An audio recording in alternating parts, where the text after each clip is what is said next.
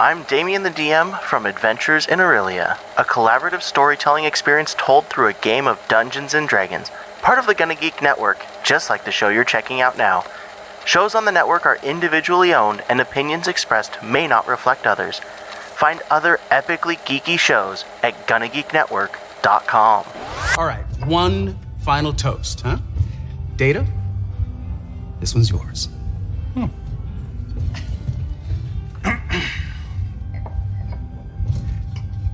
There was a young lady from Vega. Data! Always wanted to finish this. Actually, I believe the honor belongs to you, Captain. Jean-Luc, a toast.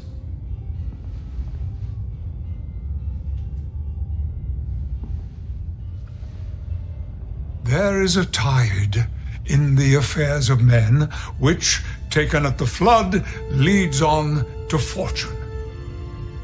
Omitted, all the voyage of their life is bound in shallows and in miseries. On such a full sea are we now afloat, and we must take the current where it serves, or lose our ventures. Cheers. Cheers. We're grateful to have ridden the tide with you. Cheers.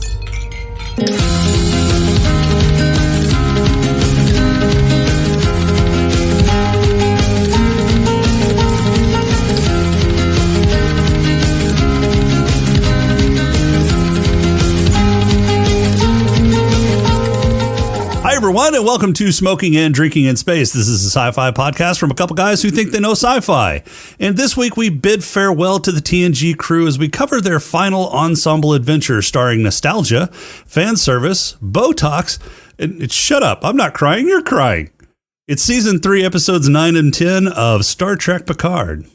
But first, he's the lonely boy with two moms and an absentee dad who just wants to belong. It's Rob. How are you doing, Rob?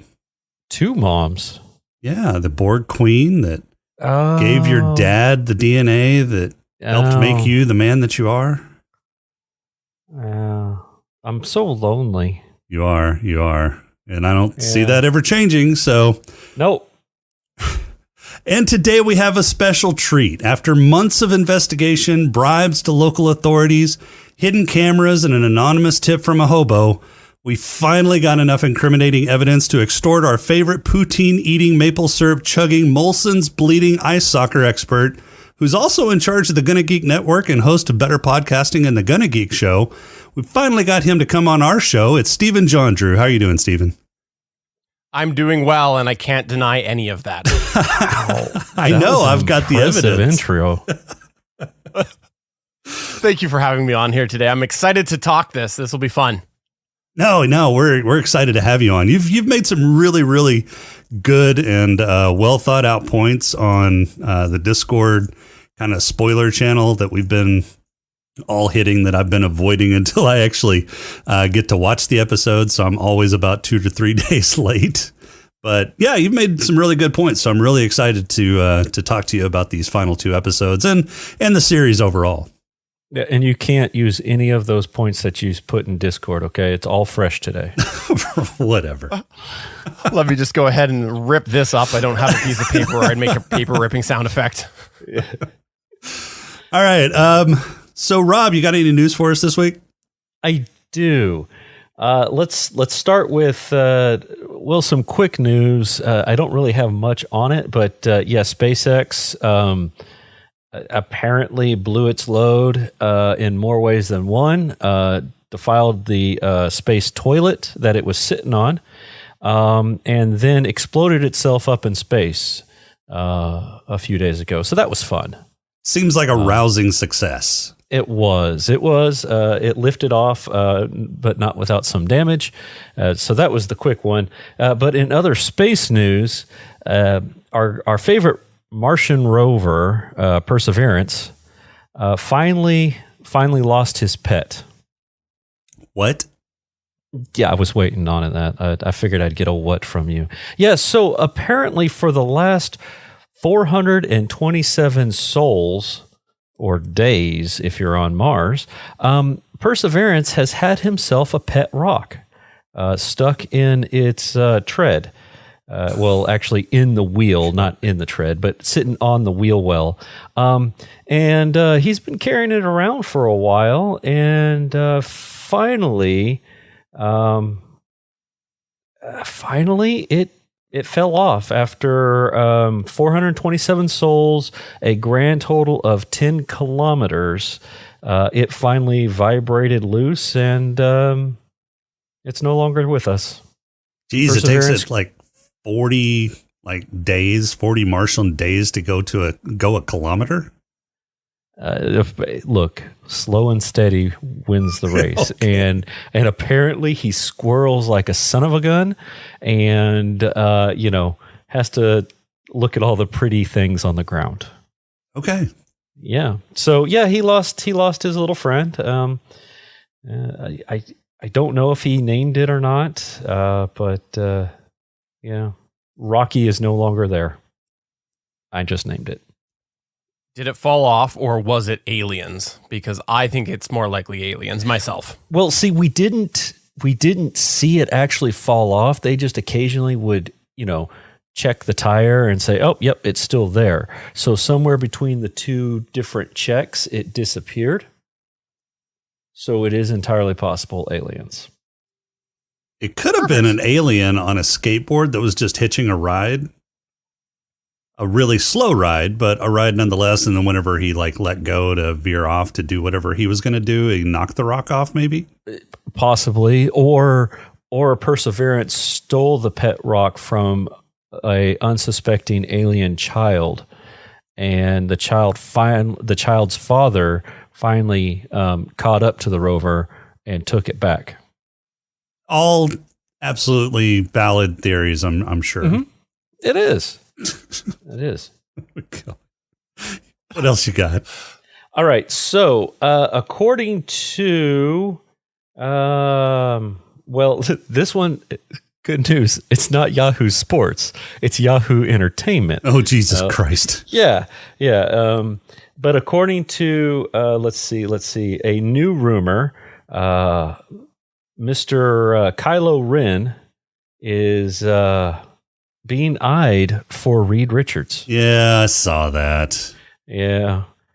He's not the only actor in the running. There's Dev Patel, Penn Badgley, Diego Luna, which I think is the guy he's not skinny enough, really. Diego Luna. The name sounds familiar. Andor. Oh, Cassian okay. Andor. And then Glenn Howerton. I don't know any of the other three, but I mean, I could see Kylo Ren playing it. I can't. Adam Driver. Yeah, he's a skinny dude. No, he's not. Yeah, dude, he's tall and pretty freaking thick. Well, I mean, tall. So tall is accurate, but I mean, yeah. I don't know, but anyway, yeah. So apparently they're trying to. There's a rumor out there that he might be getting into Marvel. Join the Disney incestuous actor pool that they have going on. Wait, where are you getting incestuous? Well, because they like to use people from Marvel and Lucas Arts and cross pollinate there. They stick with the same group that they're used to. They keep it in the family.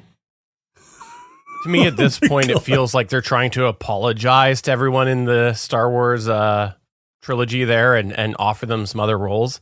Yeah, maybe. Sorry. We know that you thought that it was your big break, but it turns out everybody hates you now. Yeah, maybe. But yep, we'll see how that happens. There hasn't been any news as far as that that they've pushed Fantastic Four back or anything like that. So who.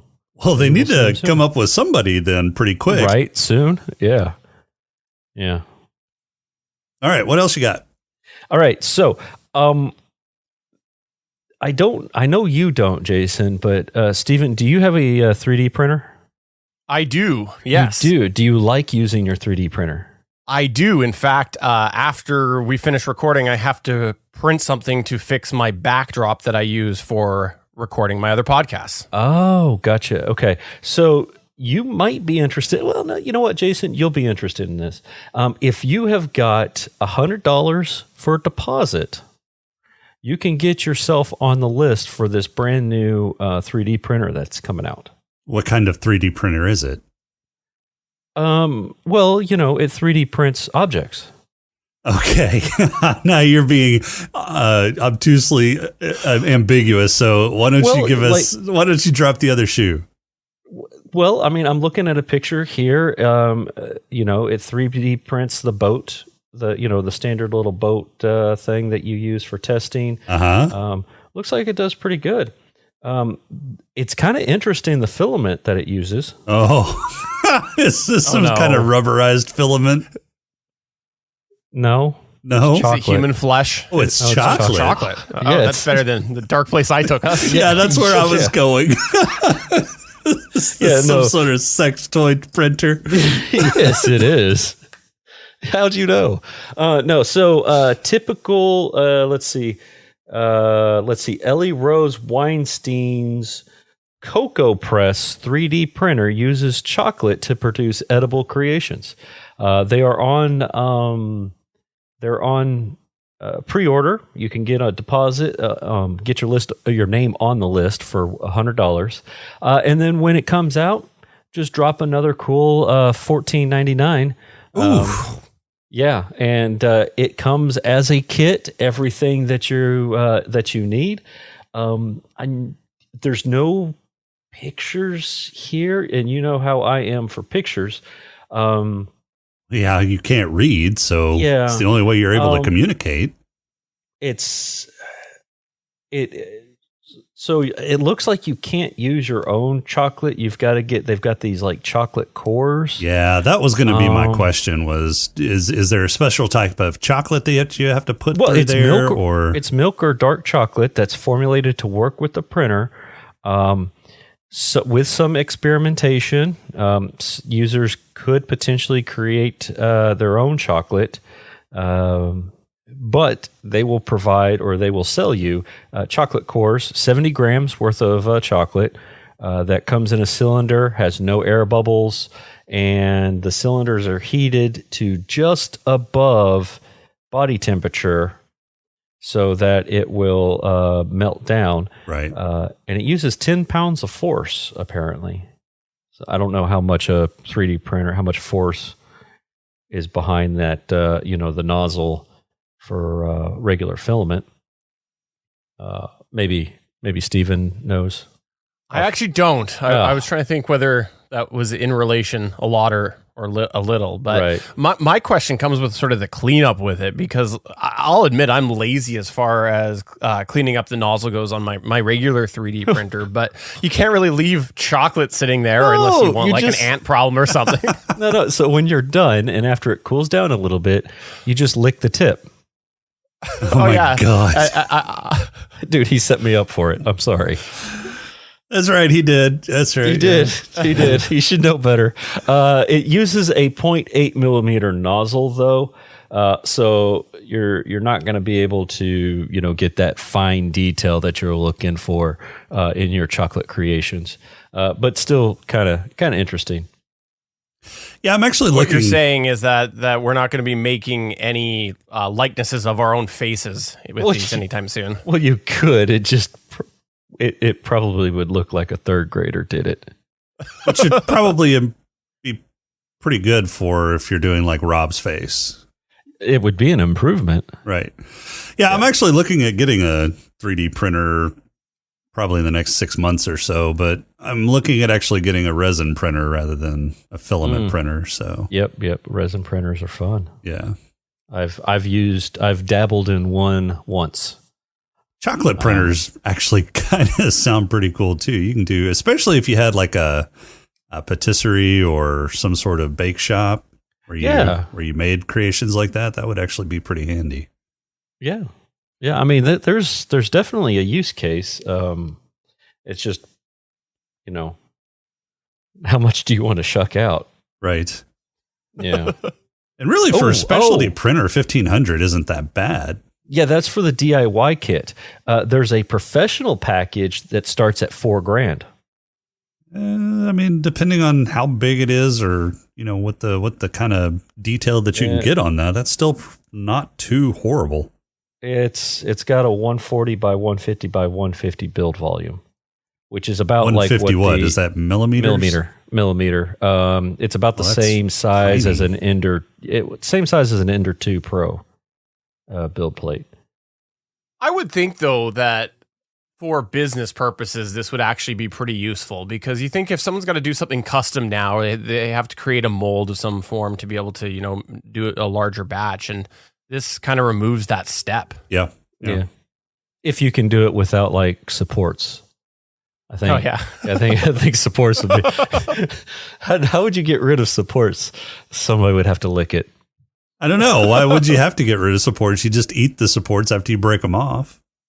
Yeah, but then you got to smooth those supports out, which again, you would have to lick it. Oh my God. What is it with you and licking today? I don't know. It's chocolate. I didn't grab my fudge round today, so I'm a little hungry. But that's all I've got. All right, that's all you've got? 3.5. Yeah, 3.5 newses. All right. Who's ready for a pod crawl? Sure. Let's do it. We can call it, I don't know, say a pod crawl? The pod crawl! Pod crawl! Pod crawl! Pod crawl! Excellent! Insert it deep! Pod crawl! Kind of like a space suppository full of information. Troy is in Jack's mind meet, and she opens the big red door that sits in his head. On the other side is a Borg cube, and Troy realizes they are proper fucked. Jack still has his martyr syndrome, so he absconds with a shuttle and heads to the coordinates the voices in his head give him. The Titan heads home to Sol to try and stop whatever is going to happen at the Founders' Day festivities, but they aren't quite sure what the trap is. Along the way, however, they figure out what the changelings wanted with Old Man Picard's corpse. It turns out the aromatic syndrome wasn't really that, it was leftovers in his DNA from being assimilated. The changelings used the mutations from Professor X to change the programming in the transporters on Starfleet ships to modify the genomes of the youths of Starfleet so the Borg could tap directly into their Spotify playlists and assimilate them remotely. When the Titan arrives at Earth, Picard interrupts Admiral Shelby's speech to warn everyone that their young are going to try and slaughter them, but it's too late. Jack has made it to the Borg cube, been seduced by the Borg Queen, and is now jacked into their galactic radio station, blasting out the pop hits that drive the kids crazy. As shit hits the fan on all of the now networked Starfleet ships, Picard and the other olds all head down to a rarely used level to regroup and figure out what to do. The OG Enterprise crew decide to take a shuttle and get the fuck out of Dodge while Raffi, Seven, and Shaw try to take back the Titan. Shaw uses up his 9th life though, and Captain CTE finally cashes in. Geordi takes them back to the Starfleet Museum to show them what he's been working on the last 10 years in his man cave. A fully restored Enterprise D sits waiting for them, making this nostalgia-fueled journey complete. They head back to Sol in a ship generations behind current technology to take on a fleet that moves and fights as a swarm.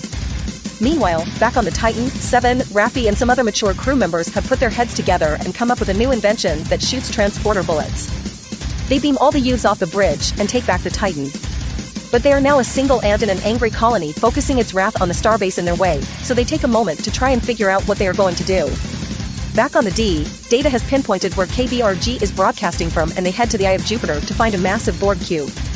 Picard, Riker, and Worf beam down to try and turn off the broadcast signal, and while down there Picard decides he's going to try and be the father he didn't get to be for over 20 years. While Picard runs off to save Jack, Riker and Worf head to find where the beating heart of the cube sits. The Titan has come up with a plan, and that plan is to cloak in order to disconnect from the network, and then start shooting as they come out of cloak, turn around, and do it all over again. Basically, they want to look like they are trying as they die a hopeless, fiery death. Picard finds Jack and the Queen, and offers to trade himself for Jack, but Picard is old now and she likes her new, younger pool boy, so she tells Locutus to fuck off. Picard jacks into the collective to try and talk Jack out of feeling wanted and needed. Riker and Worf find the broadcast source, and it's in the creamy center of the Borg cube. Geordi, who's in charge of the D now, says it's impossible to fly into the cube and get there to destroy it, and Data says hold my beer. Once at the core, everyone says their goodbyes again, because nobody expects everyone to survive, and everything happens at once. On Earth, the fleet takes out the starbase and points their guns at all the major cities on Earth. Picard gives Jack a hug and breaks the Borg spell. Riker and Worf head to find Picard because they don't want to die in each other's arms. And the D blows up the core of the cube, flies around and beams everyone on board, and escapes the blast with its ass on fire. The ships at Earth halt their assault. The Starfleet younglings stop trying to kill their elders. Jack gets a new job on the new Enterprise. And roll the next-gen crew ending their final adventure with a fitting game of poker. Credits. All right, so season 3, episodes 9 and 10, we wrap up Star Trek Picard with these last 2 episodes. So, Steven, you're our guest. I'll ask you first. What were your thoughts on particularly these last 2 episodes, but the season and the series overall? I think these 2 episodes did a good job of continuing on what they had set up already in the series. Now, I'll come back to that in a moment, but I thought that it obviously pushed the nostalgia just, past 10 through both of these episodes. And then it did a good job, I thought, of not feeling like in episode 9 we were sitting there waiting for the other shoe to drop, right? Like they actually spent a bit of time moving the story along. One of the problems I've had with a lot of sci-fi in recent years is that penultimate episode almost feels like almost filler. And they didn't do that in this one. They had action in both of these, and I think that played well to wrap it up and not have a lull before your finale. Yeah. And I guess that's because they're supposed to be seen sort of together, but that was a little refreshing for me. Now, as for what it was doing in these 2 episodes, I was disappointed when 9 started out of the gate and revealed for sure it was Borg. I was like 99% sure we were going Borg already from all the green that we kept seeing, the POV shots that we were seeing, when Jack was taking control of people. They're right out of, I think, First Contact when we had POV shots.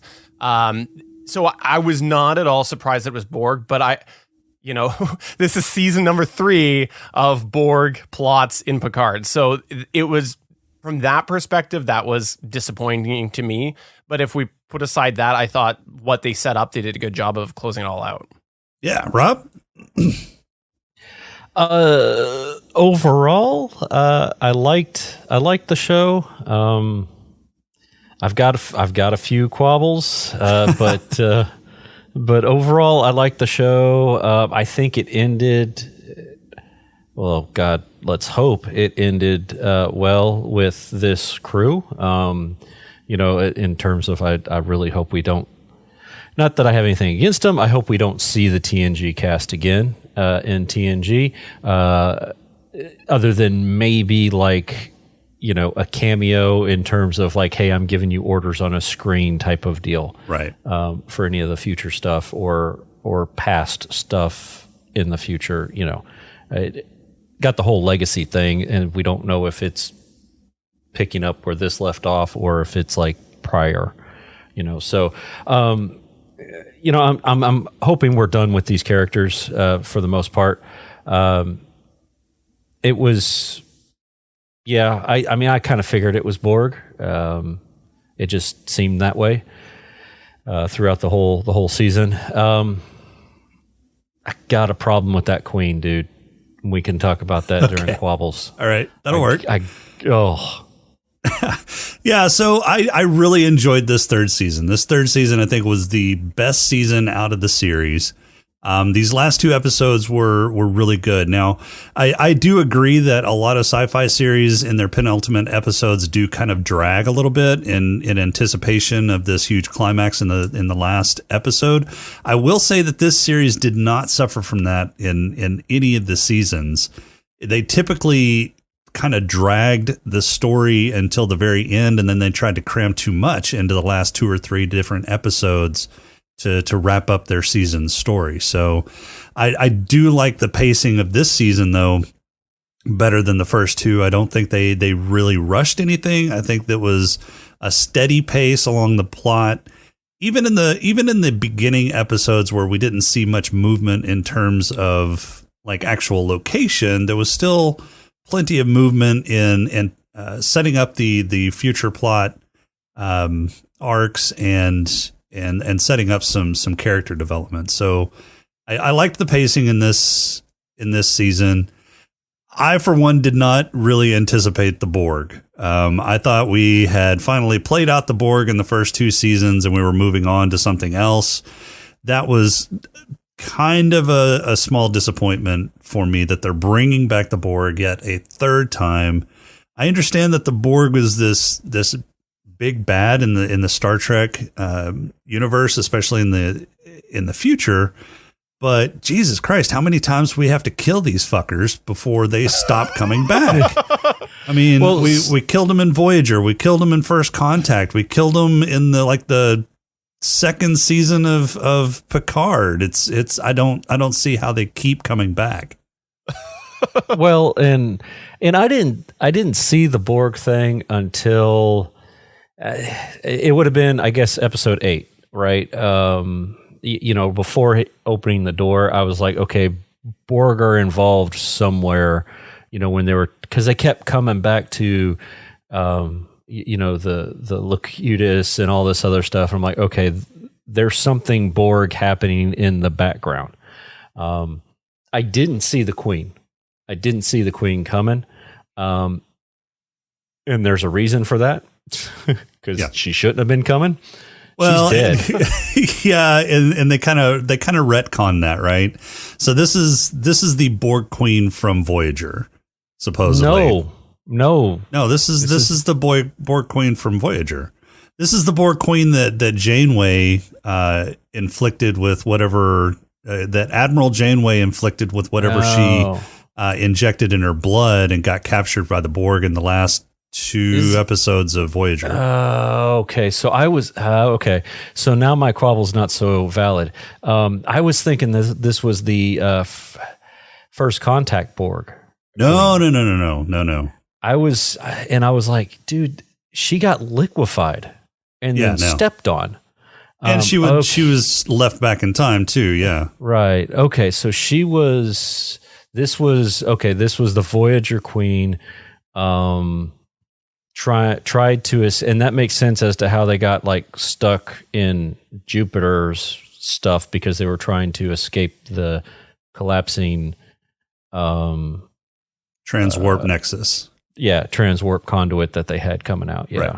Yep. Yeah. See, I have to confess, I didn't realize it was the Voyager Queen. I knew it wasn't the First Contact one, but I thought that it was along the lines of another queen. And the fact that Voyager doesn't really explain the exact details about how there's a new queen in Voyager. And so I've kind of, I guess, growing up with it and whatnot, had always assumed that it was just like, there can be multiple queens because if one's about to die, another one takes over sort of thing. And through all of the Borg collective, that information is just basically able to sort of carry on and whatnot. And so I didn't know that this was supposed to be the exact one from Voyager.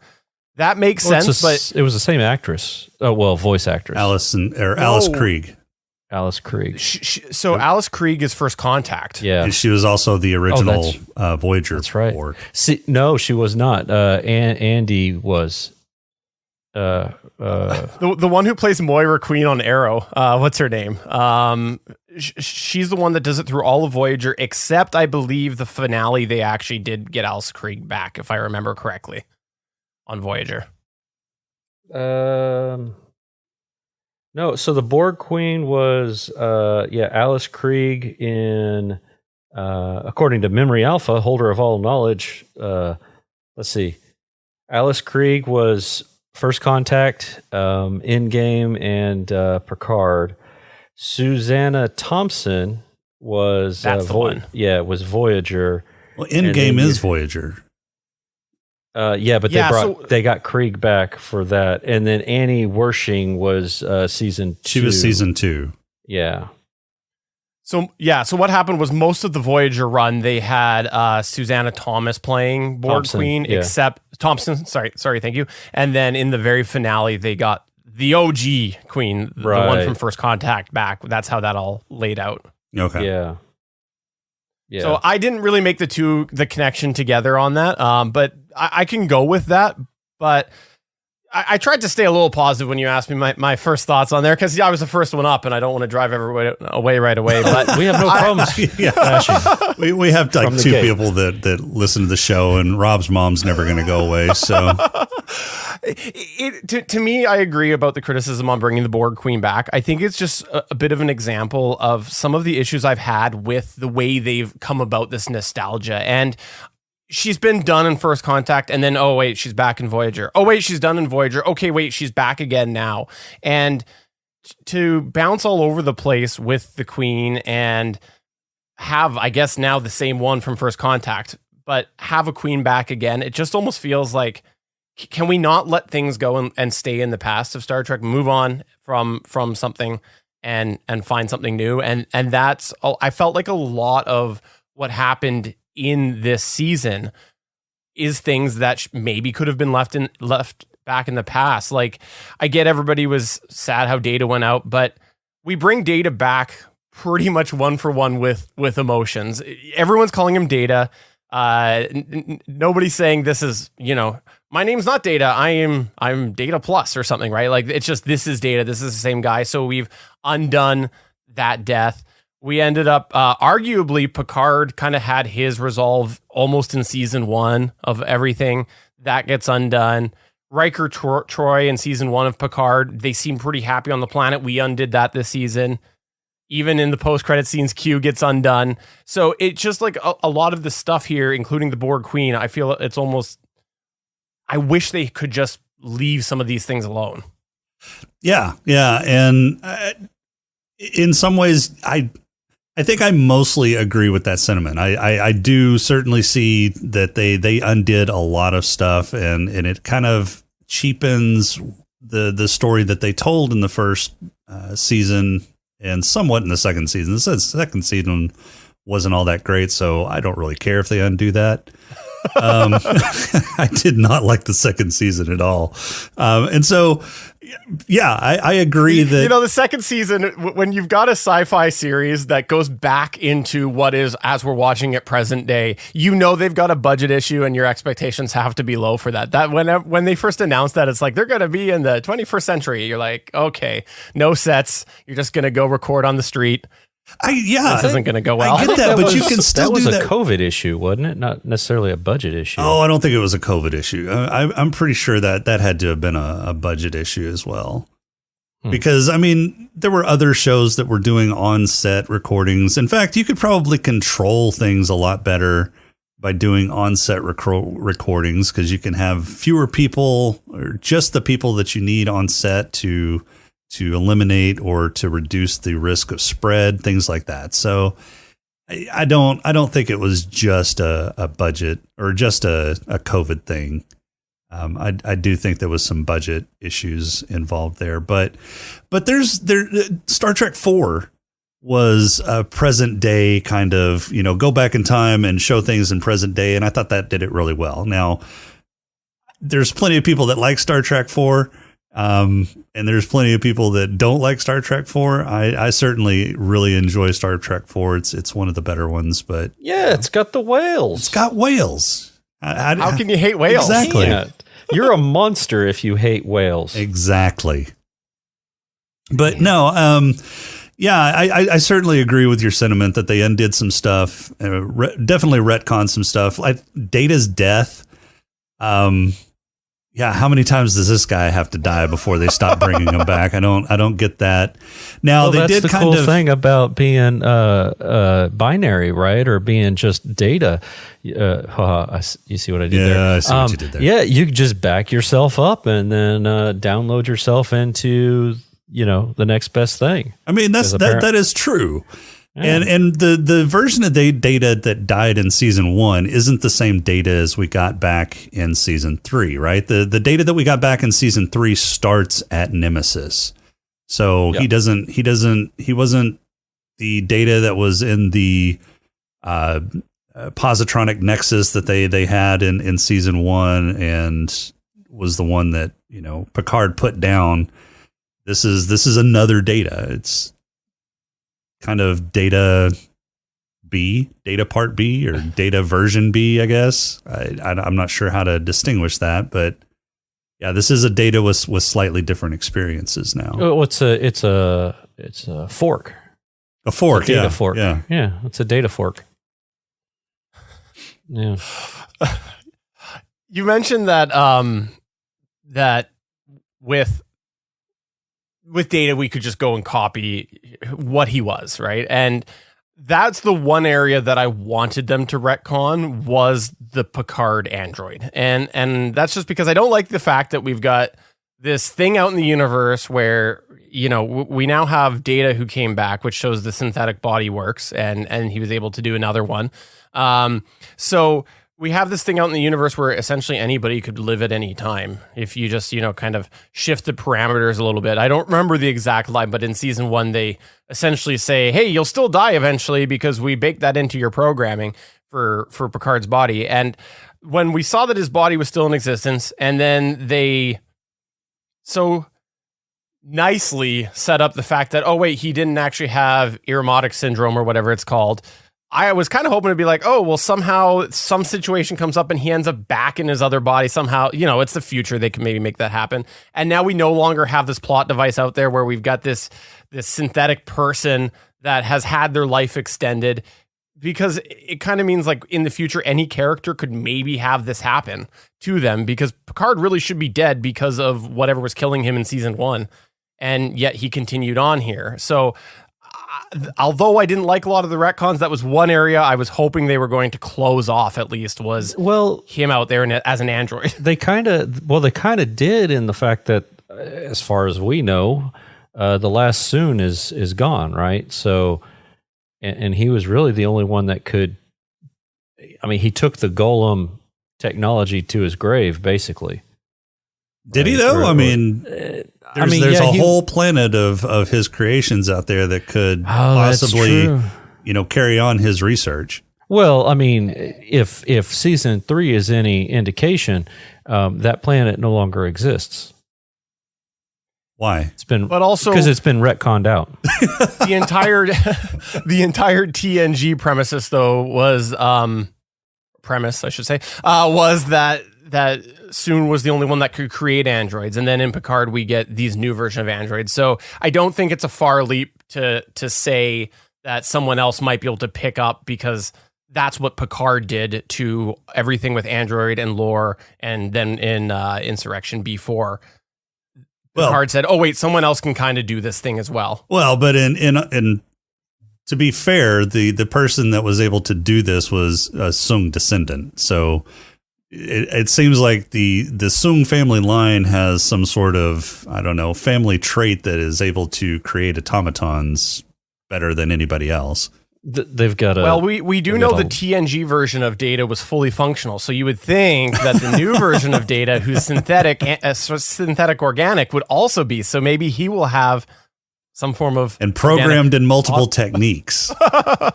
Exactly. So you know, Data might continue the family name. That's true. Yeah, do you think he's... Yeah. I mean...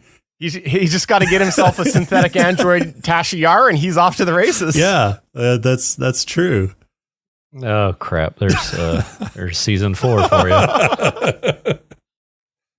All right, so season 1.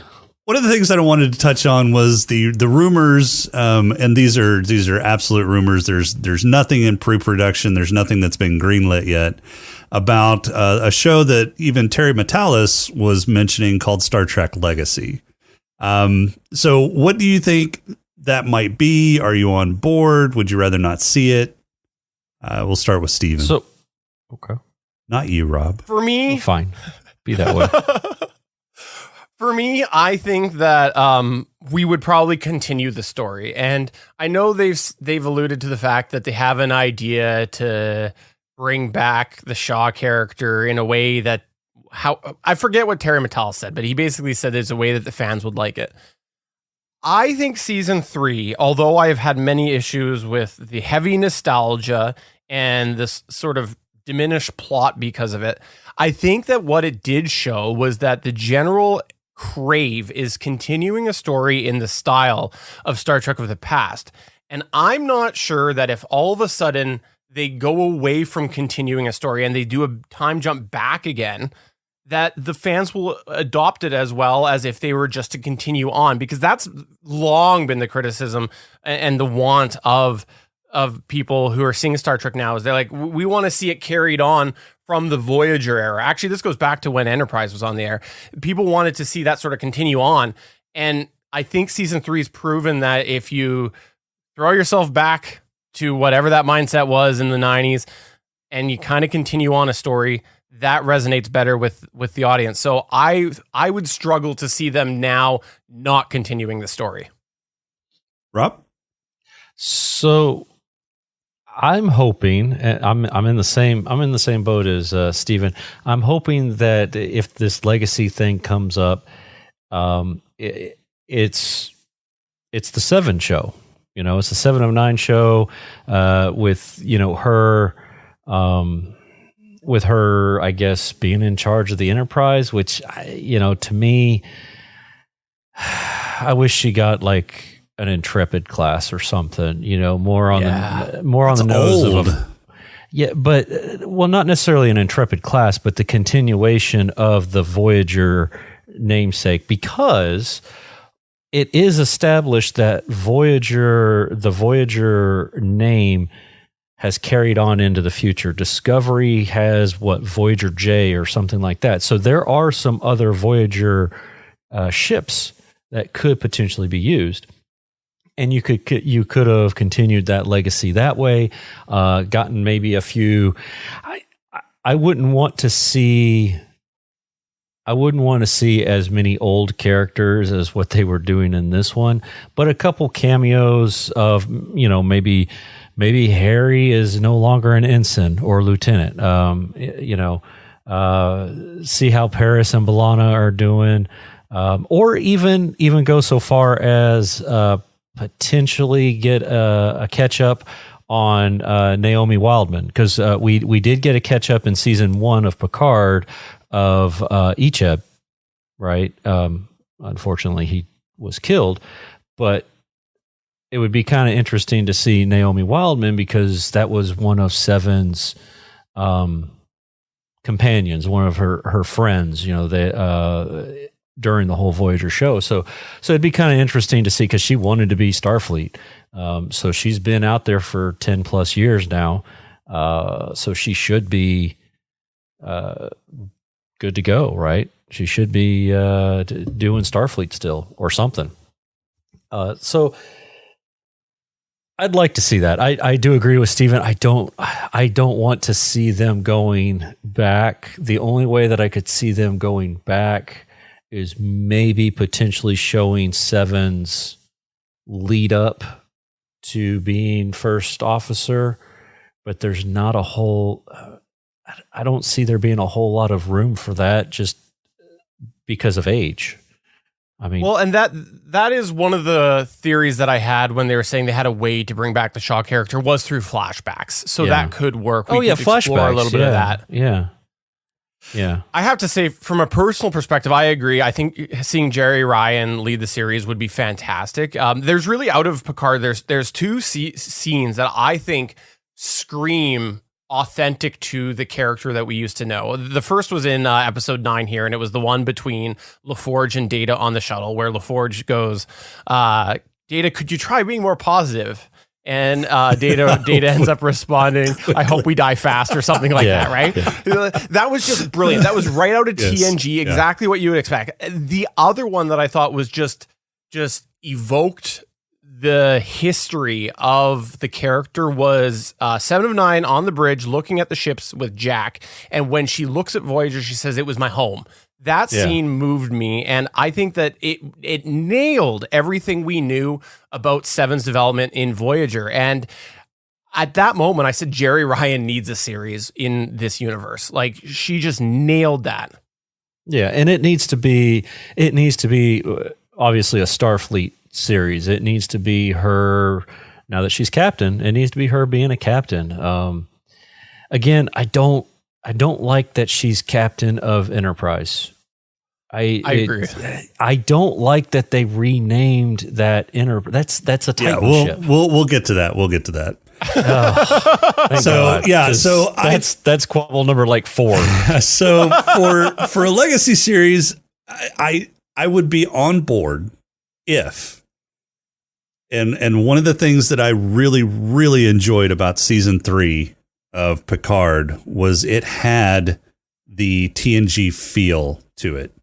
None of the other Star Trek series out there has had the same feel and the same pacing and the same impact that TNG has had. Not DS9 by far. That show was awful. Voyager, not really. I didn't really like the cast or the storylines in Voyager. Enterprise started out pretty good, but it was something different. It really should be. It was a prequel series, and then it just kind of fizzled out, and I just got bored. And I don't watch Discovery because I don't watch shit shows. Strange New Worlds is I haven't picked up Strange. TNG. I haven't picked up Strange New Worlds yet. I need to give that a try. I need to go ahead and just watch at least 3 episodes of the first season just to make an assessment. So I can't really speak to Strange New Worlds yet. It's got a good episodic type feel to it, and then with a little bit of underlying cross episode narrative, and there's a few serializations in there, but it is very much episodic. I would like to see a TNG series that is more serial. That's one of one of the things that I didn't really enjoy very much about TNG, and this was the norm back then. So it's no fault to TNG itself or the writers there, was that it was episodic, and some of those episodes really needed more time to really flesh out the plot lines that they were exploring during those episodes. In fact, some of the best TNG episodes were their continuation episodes, where they would do the first part of the episode at the end of one season and the second part at the beginning of the other season. And what sucked is you had to wait all summer before you got the ending or that part 2, and those were some of the best episodes because they had time to flesh out this really cool plot.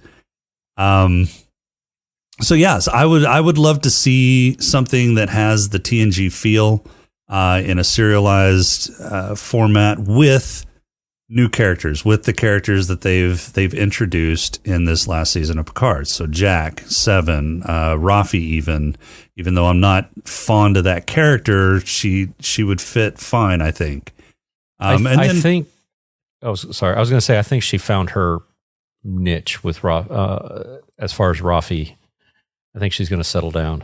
Yeah, I like that they've wrapped up her addiction struggles. I mean, sure, she's going to still, kind of struggle with that, but it's been her character personality for far too long. They need to figure something out with her, and I think they started to do that with this season.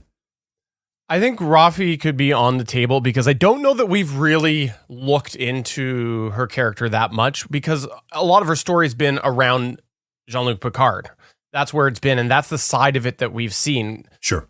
Obviously, these side things are there as well, but then we start to see her on her own, but oh wait, it's tied to Worf. So it would be interesting to see her as a player in the game, not tied to these characters of the past. Yeah. Yeah. And so I would be all on board with a series, a legacy series like that. And even if they want to bring Shaw back for flashbacks, that's fine. I don't know that. I mean, I kind of hated the Shaw character at the beginning of the series, and then he kind of grew on me. That was really weird. I was not expecting that. The first couple of episodes that we saw Shaw, I was like, God, I don't like this character. And then he's getting in the way of my feels of nostalgia. Damn it. And then I really came to enjoy seeing his cynical, sarcastic side. Yeah, so I really actually kind of grew on that character. It was strange. For me, the turning point on Shaw was when he went down to do the grease monkey stuff, right? So at that point, that's kind of where I'm like, all right, he's a by the book, but he'll get his hands dirty. Yeah. All right, so I laughed.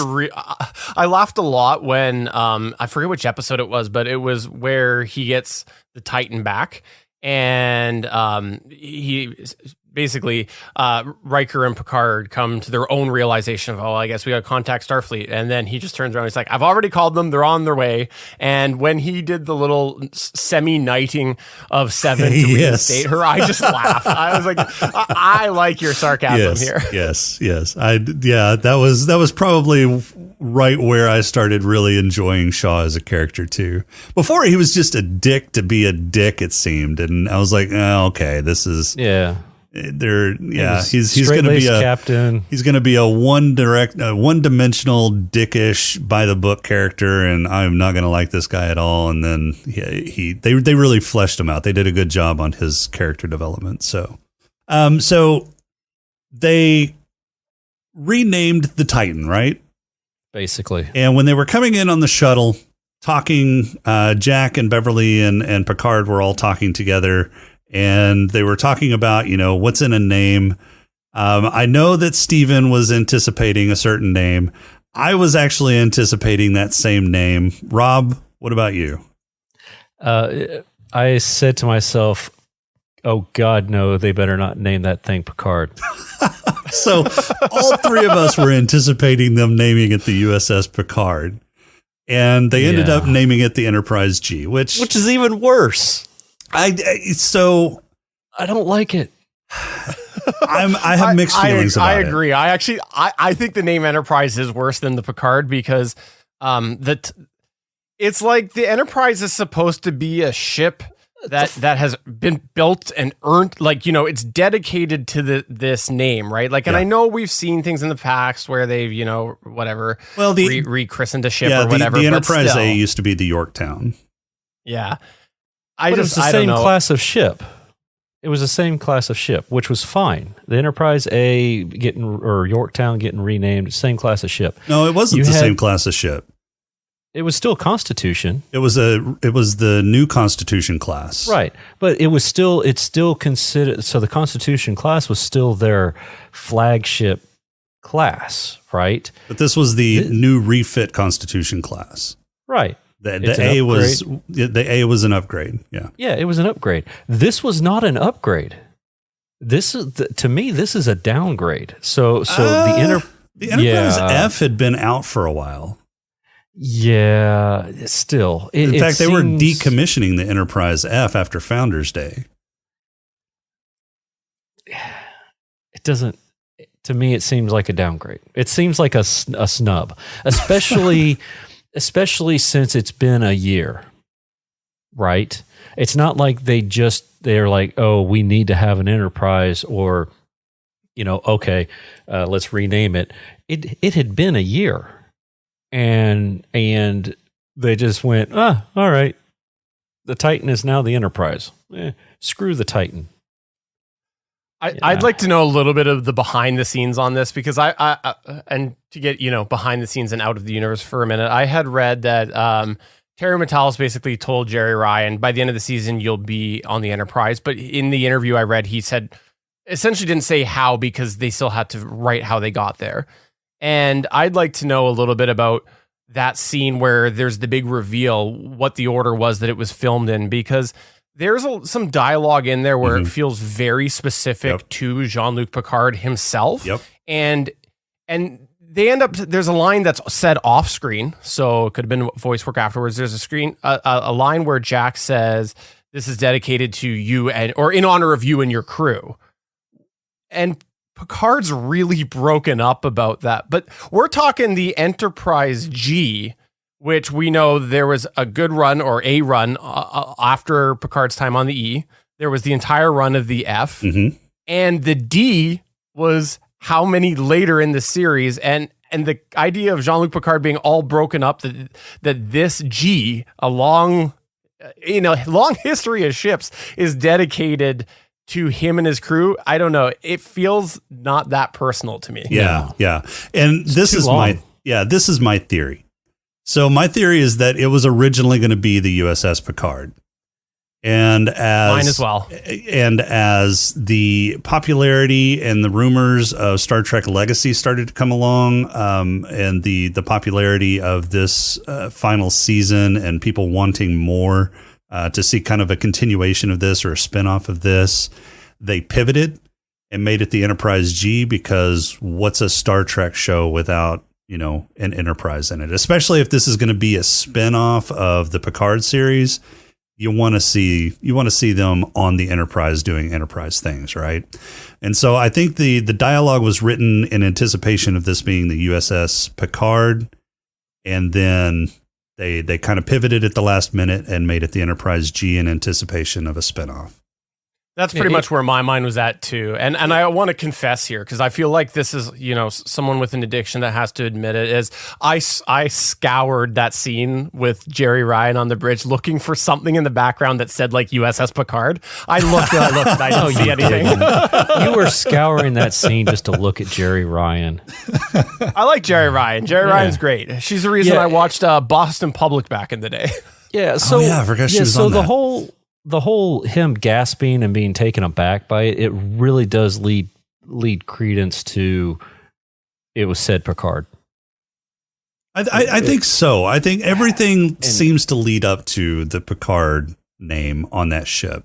Which honestly, I would have been okay. I would have been more okay with that than I am with it being called Enterprise. Yeah, and I see that, but I think if you think in terms of they're wanting to continue this on as a spinoff, the Enterprise G makes sense.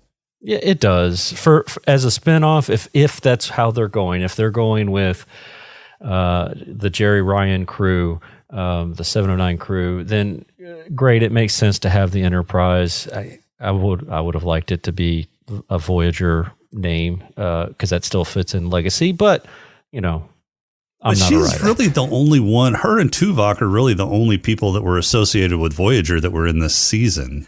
Yes. So I think that's not to say that you can't bring back some people. But I think it makes more sense with the Enterprise than Voyager.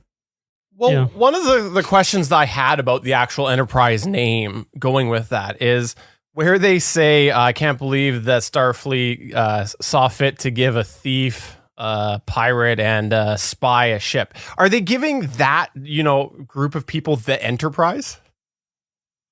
I mean, they're on. Yeah, I mean they're on the ship. They're the bridge. Yeah, officers. but I mean, if you're Starfleet, and you're going to give that group of bandits a ship, you're going to hand them the Enterprise. That seems weird to me. Like you think it'd be like, okay, well here's the Cerritos, the USS Poutine or something like that. Oh, I like it. That rolls off the tongue. Yeah, it does. Let's make that a thing. Now, I mean, but the Enterprise has had a long history of rebels behind the wheel, right? I mean, the Kirk's crew was always defying orders and doing unconventional things. Picard's crew was always defying orders and doing unconventional things. It's just part of the history, so why not? And they did kind of, save the planet, so you got to reward them somehow. That counts for something. Yeah. All right. With their cowboy shit, right? As Shaw would put it. One other thing that I wanted to point out was the post-credit scene with Q. We kind of touched upon this a little bit earlier, but I wanted to get everybody's reaction with this. So, Steven, I know you're not super fond of this. I'm mixed because I didn't like that they killed Q at the end of season 2. I think it absolutely makes sense. His line about, I was hoping you wouldn't keep thinking two-dimensionally or whatever it is, or linearly or whatever he said. And so it makes sense in the universe, but also it's that whole thing of, we're going to undo something that we've previously done. And that's been such a thing in this series. And I would prefer to have just sat there without Q being resurrected if they were going to have killed him off in season 2 like they did. All right, Rob. Yeah, he didn't need to be there. I understand that it can happen. I mean, we tried to wrap our head around the whole time travel thing with Q. We covered season 2. Yeah, it can happen. It shouldn't have happened. I mean, why are you teasing that Q is now going to mess with another Picard lineage? There's no reason for it. Oh, there is. And again, this is going off of the spin-off theory. If they're seriously wanting to spin this off, they want to bring back an old reliable in Q, right?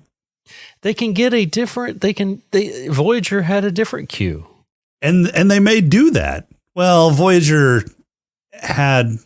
I mean, it was a different individual. It wasn't the same Q, and he wanted to die. So right. Well, no, they had Q's son too. Oh yeah, that's right. Oh, they could look there. I just figured out legacy. Screw Q, get Q Jr. I'm okay with Q Jr. Yeah, messing around with Picard Jr. I do Crusher get why Jr. they put. Sorry, go ahead. No, that's I don't know. Is he Picard or is he Crusher? I think he's still Crusher, but yeah. I didn't particularly care for where they placed that scene. I do get it in the context of what you were saying about how it's the continuation or trying to set up legacy or whatever it is. But I had made some notes as I was going through the first time watching it and then rewatching it. And I was first going through the finale when they got to the them all playing poker at the end. Mm-hmm. I made a note there about like perfect way to end the Picard series because this is all about wrapping up TNG. Let's leave it where it was supposed to end before the movies, and then we get this afterwards, and it actually ends on the non-TNG crew when this whole thing has been about making everybody have excessive feelings towards the TNG crew. So I was disappointed where it was put there. Yeah. I did like the callback to the very last episode and very last scene of the very last episode of TNG where everybody's getting together and playing poker. In fact, that was the first time Picard had ever played poker with them, right? Was the All Good Things. All Good Things, yeah. So I thought that was a nice callback to the original series. I thought that season 3 was a great wrap up to the TNG series as a whole, the TNG legacy. And so I agree. I don't want to see everybody. I don't want to see any more TNG movies. I think this was a great wrap up. Nemesis was a horrible way to end the TNG legacy. And so I'm glad they did season 3 of Picard as a wrap up of the TNG legacy. Again, cameos would be fine, brief mentions or brief scenes with some of the old crew if they want to spin this off into Star Trek Legacy, I think would be great. But I think we can move on. And Star Trek does need to move on. They need to do something because some of the shows that they've come out with, in my opinion, just aren't great. They aren't Star Trek. They just don't feel like Star Trek. I mean, even Voyager, as much as I didn't like Voyager, still felt like a Star Trek show. I just didn't really enjoy the show very much. Yeah, they solved things with science, which is kind of the Star Trek feel. Yeah. Right. I would like to get back to that type of storytelling. I think they made a really good job, or did a really good job of doing that in this while still staying modern and doing a serialized series.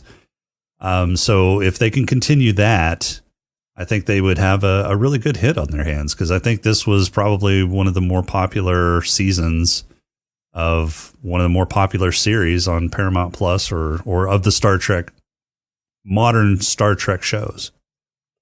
There's actually one continuation that I think if they did Star Trek Legacy, that we would need from the TNG crew. And it's that they open up the series by having an appearance by Geordi LaForge. And what he's doing is he's bringing on the engineers of the Enterprise onto the Enterprise G, onto the Enterprise D to show them how to turn on the lights, because that's what I would like.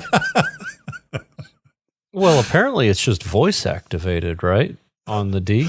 It's just so. I love that when we got to the D and they did a little brighter lighting, and I just want some lights. Yeah. If we do another Star Trek series. Yeah, that was one of the things that drove Red nuts on some sci-fi series. Was like, do they not have lights on any of these damn ships? Everything's so damn dark. You can't see what you're doing. So, yeah. Well, that's how you have the accidents and therefore a show, right? Yeah. All right. Final thoughts. I personally have a lot of plot gripes. I tried to keep them a little bit at bay. I think there was a lot of because of plot happening through the whole series. I think that the series plot suffered at the hand of nostalgia. I think that they could have dialed back some of the nostalgia with such a big reveal like the Enterprise D.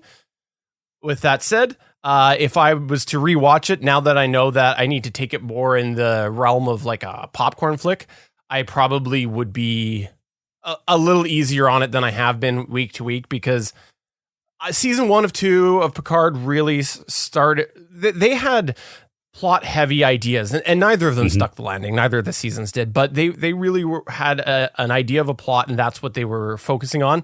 I felt it was opposite here, and so I was really expecting more of a more in-depth plot. And I kind of came to this realization earlier on in the series where there was a lot of different discussion happening over on the Gonna Geek Discord about different theories about what these reveals were going to be.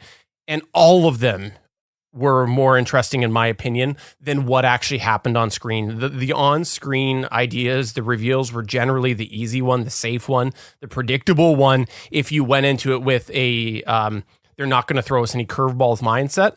And so I personally didn't like that there wasn't a lot of creativity as far as the plot goes myself. I do like seeing some of the nostalgia stuff that we saw. That was fun for me. I definitely got broken up on a couple different occasions, especially being back on the Enterprise D bridge. But through the series, there was a lot of things where in these moments there was little things that just kind of almost took me out. Like we get that moment on the Enterprise D bridge in the end of episode 9, and Troy and Riker don't even mention their own daughter. It was easy to excuse away why they were going into battle, because she's probably also turned into Borg, but they turn it all about Jean-Luc and going along with him, and they don't mention their daughter at all. And that there was an example of a moment where we've got this beautiful nostalgic moment throwing us back, giving us all the feels. We got Majel Barrett's voice. We got all of this stuff happening, and in plot they don't mention their daughter. And I found that sort of stuff throughout the whole series, and that kept taking me out throughout it. With that said, I think compared to season 1 and 2, they actually stuck the landing of what they set up, but the bar was lower for me. Rob? Overall, I liked the whole Picard series. This season, I'm a little miffed that we, they make this whole thing about the Borg have been gone for 10 years. The hell they have. Gerardi Borg showed up, right? And is apparently in leagues with the Federation, because she says, hey, we'll watch this space butthole. Well, but Gerardi Borg came from an alternate timeline. Right. But it's still, it's Borg, right? I mean, they don't necessarily know that it's an alternate timeline necessarily. True. So, but it's still, it's Borg. So it's setting up all these things or these little pieces, throughout the 2 seasons, and then the 3rd season they ignore it or don't even mention it, or it was just, for me, that hurt. But if I look at season 3 as the movie, the TNG movie, it was good. I enjoyed it. Some of the nostalgia was pretty good. Some of it I could have done without a little bit. Bringing bringing Data back was fine. I was okay with it. I wasn't okay with it at the beginning, but then I got over it a little bit because of how they explained it. I'm like, okay, that's fine. I mean, what's one more time that he can potentially die? Whatever, they'll just keep recycling them. I liked the banter and things like that they had going on between Worf and Riker and all that, kind of real reminiscent of the later years of TNG and into, the movies a little bit. They were a little bit more loosey-goosey because they've been around a lot.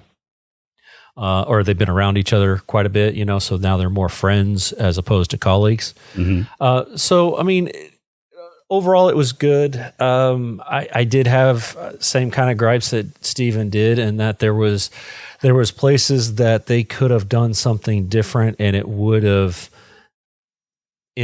been better, but they didn't because they went what seems to be the easy route. Not a big fan. I'm not a big fan of the changelings. I understand how they did it or whatever, but it was, and I know they needed some sort of way to get that data into it, but honestly, I would have been okay if it was some sort of like rogue program or something. I don't know. The changeling thing was just kind of like, okay, why? Okay.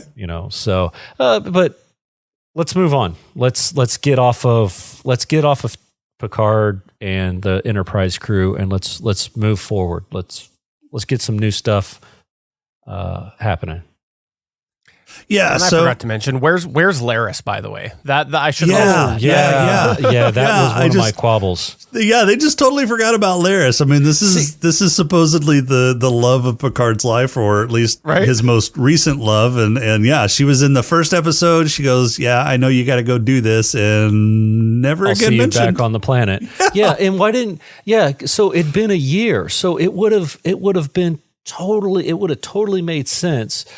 I know why, because she wasn't part of the crew, but it would have made sense if she was there at the bar or something like that as a side thing, or at the very least in the shuttlecraft going to the new Enterprise, right? Or maybe we end up seeing like a note that Picard sends, says, "Hey Laris, sorry, had kid with Bev, busy now, bye." Right, yeah, something, Yeah. Yeah, they just dropped that, and they spent all of season 2 leading up to him accepting somebody else, and then they even brought it up in 3. So you're kind of like, okay, so they're not like retconning that out, right? Necessarily. Yeah, they're still together. They had planned on going on vacation and stuff, and getting out of Chateau Picard and going to see other things and being together, and then Beverly's message comes through, and that kind of fucks that all up. So, yeah, I really wish they hadn't just dropped Laris like a bad habit like that. But so I really enjoyed, like I said, season 3 of Picard. I enjoyed the entire series, not so much season 2. I thought that kind of sucked. It had moments, but overall, season 2 was not good. Season 1 was pretty good. I really liked seeing, the modernization of Starfleet, seeing where it's gone, where everybody had moved on to. I even read the book, that came with season 1. That was actually a really good read too. Season 3, I think, is my favorite, and just because it had that TNG feel, it felt like a TNG season, and rightly so. I mean, it was the swan song for TNG. Again, I agree with you, Rob. I think they should move on. I really think they should take the structure that they built and that they realized with season 3 and continue that on to the spinoff if they're going to do that. So I really hope that they get that done. So yeah, it was a great season. I enjoyed it. It wasn't without its flaws, certainly, but it was still very, very much entertaining for me. I really enjoyed all the nostalgia. I really, I thought the simplified plot was fine. I don't need twists and turns and reveals in my plot. If the story is solid, the story will speak for itself. I think that modern story writers are using hidden plots and secret reveals as a crutch anymore to cover up their shitty writing. And it's refreshing to see something that doesn't rely on this hidden reveal. Although the Borg was kind of a hidden reveal, but I think if you were looking for it, which I really wasn't, you could probably have figured that out. I mean, Steven and Rob both said that they anticipated the Borg. I wasn't anticipating that. But I mean, it made sense to the plot. I wasn't pleased that they brought the Borg back, but it wasn't the end of the world. It didn't really diminish the story for me. I thought they played it well. So, yeah. So for the grand scheme of things, Borg is gone.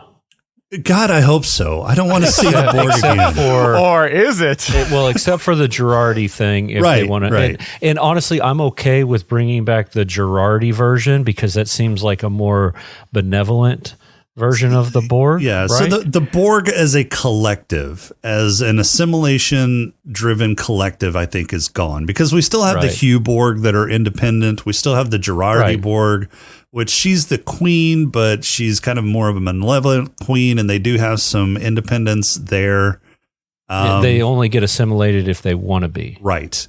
Right. So yeah, I think the Borg is this all-encompassing assimilation machine is gone, or at least I pray that it's gone. And we might have some offshoots. Like, I mean, they did that in Voyager. Some offshoot.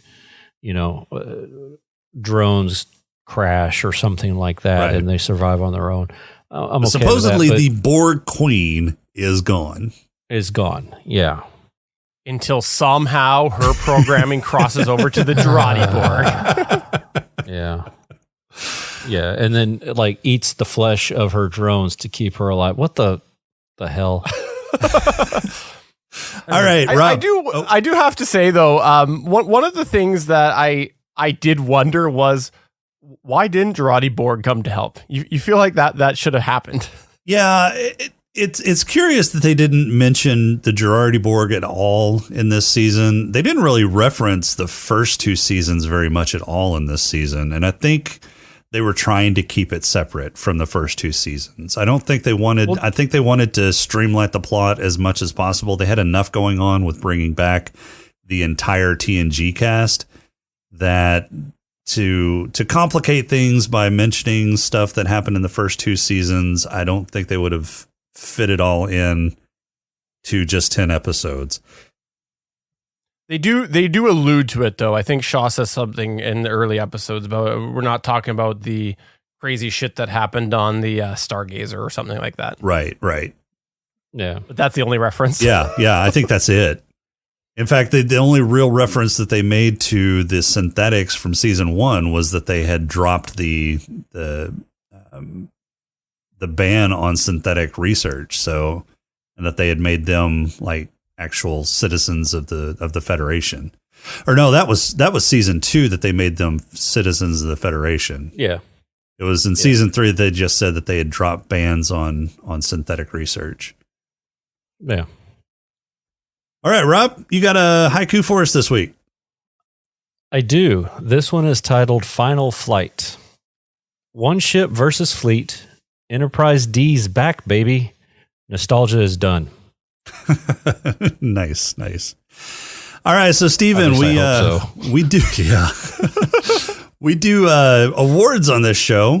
So we have 4 categories. We have the Black Lung Awards. So if you see somebody, smoking or tobacco use, or if you want to kind of extend that to some other thing, that's the Black Lung. The Head Lush is who got drunk. The Player is kind of our romance category, and then the Purple Hippo is something that just out of the blue or something crazy happened to a character. So we'll go with awards, and you can make it up on the fly, or we have some honorary awards if you can't think of anything. So Rob, we'll start with you. Who's got your Black Lung?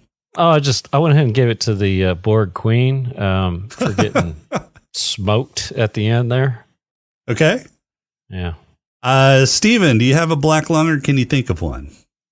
Yeah, I do. I'll give that to Shaw because I think when he got hit by the phaser, his lung probably went black. Oh, yeah, that's a good one. Oh, literal black lung. Yeah. Good. So Vatic wasn't in these two. Yeah, you can't use Vatic. So She's gone. Use Vatic this episode. I'm gonna go with the old honorary Doc Coddle on this one then. So, Rob, who's got your head lush? I went ahead and just gave it to the whole TNG crew at the end there. You know, they're all at the bar giving what apparently was like 14 different toasts because like Data kept wanting to give a toast. So yeah, I'm giving it to the whole crew. All right, Steven? I was going to go the same way, and then I realized that Data attempting to give that toast about there was a young lady from Venus, that there screams somebody's first time drinking too much alcohol. So that goes to Data. Okay, so he's giving it to Data. Yeah, so mine's going to go to the entire TNG crew for getting together at the bar and throwing a few back, and then dang it, everybody was. Yeah, I know you were close, weren't you? Yeah, so close. And then everybody was about to leave, and Picard says, "Why don't we play some cards?" And everybody was all in. So that was a great final scene. I really enjoyed that. All right, Rob, who's got your player? So for this one, I'm giving it to the Borg Queen or the Borg in general, basically playing the Federation, playing some sort of long game, right? With the genetics and everything. So there wasn't really any love stuff happening because, Laris never showed up. Right. So yeah, I'm going to give it to Borg Queen or the Borg or whoever was responsible for this long con. All right, Steven. So for me with the player, I was thinking about like who's putting the moves on people, what's that sort of general thought, and then it came down to really two. And the first one that I almost gave was Picard because we got a Picard maneuver with the tugging of the shirt. But then I realized how much I enjoyed seeing Riker do the console lean. He did the console lean at one point. It was the wrong console. It wasn't Data's console. He did it on LaForge, but he did the console lean. And I used to make fun of that so much and talk about that so much that it's got to go to Riker with his console lean. Nice. That is one thing I'm upset about, though, is we never got the Riker maneuver. We never got the Riker chair maneuver, right? Yeah. I know. But I was waiting for it all season.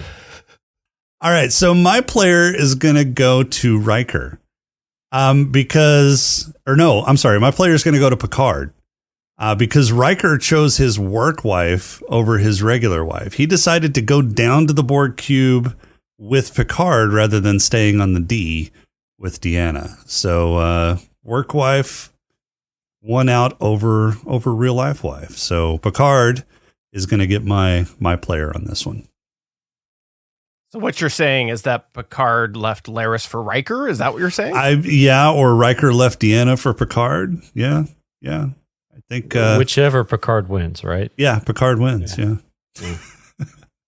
All right, Rob, who's got your purple hippo? I gave it to Jack, getting plugged into the hive mind. He looked like he was at home once he figured it out.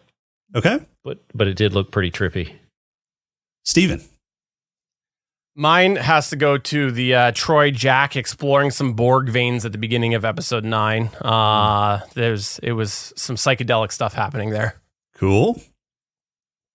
Some mine are going to go to all the Starfleet youths that got assimilated remotely. That's a good one. Yeah. Do you think they remember? They seem to, or they kind of. Well, I don't know. They whenever they were unassimilated after the signal was gone, they kind of were looking like, what in the hell is happening? Like they didn't know where they were. So I don't know. That's a good question. If they remember what they were doing or if they have memories of what they did. So what was the age limit? It was like 23 24, years old? 25, something like that.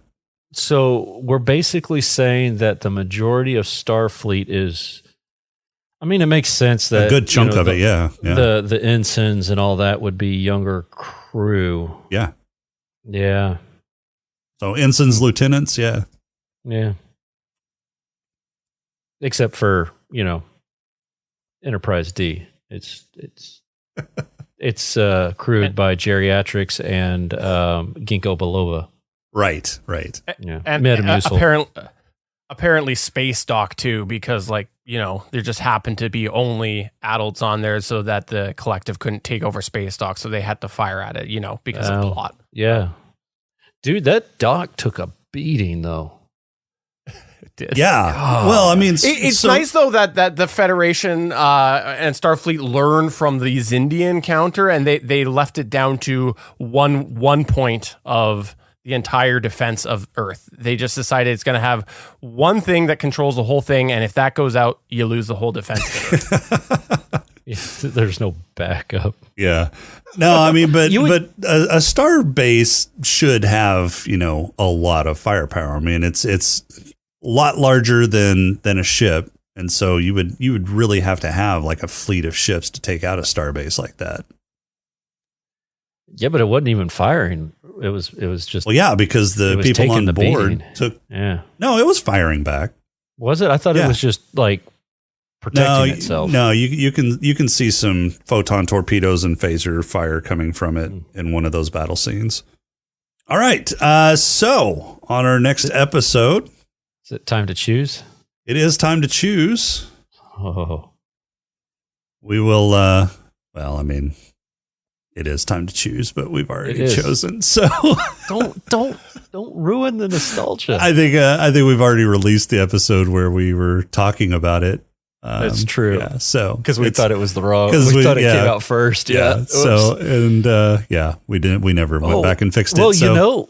Steven could choose something for us to do, next at the end of the year. Do we really want to anchor him with? I mean, we finally got him on the show. It took a lot of incriminating evidence, but because he is like squeaky clean, and it took a long time to get that, and we may want him on the show again. So let's not hang that anchor around his neck. All right. So next episode, we will be discussing the movie where a former cop turned street hustler accidentally uncovers a conspiracy in Los Angeles in 1999. This stars Ralph Fiennes, Angela Bassett, and Juliette Lewis, directed by James Cameron. Do you know what it is, Steven?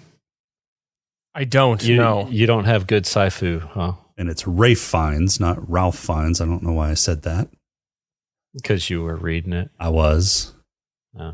Yeah, it's 1995 Strange Days. Great science fiction movie. Very, very good.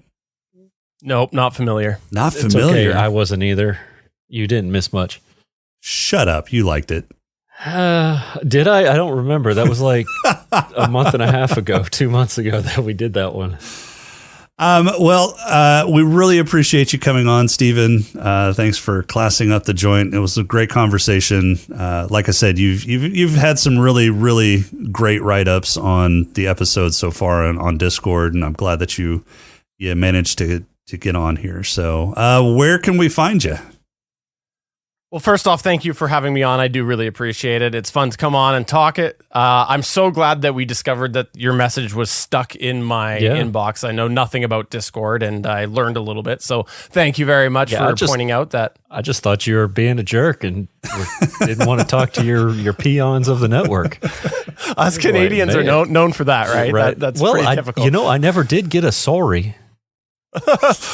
Sorry about that, eh? There you go. Thank you. Does that work? Yeah. Appreciate it. Thank you. Okay.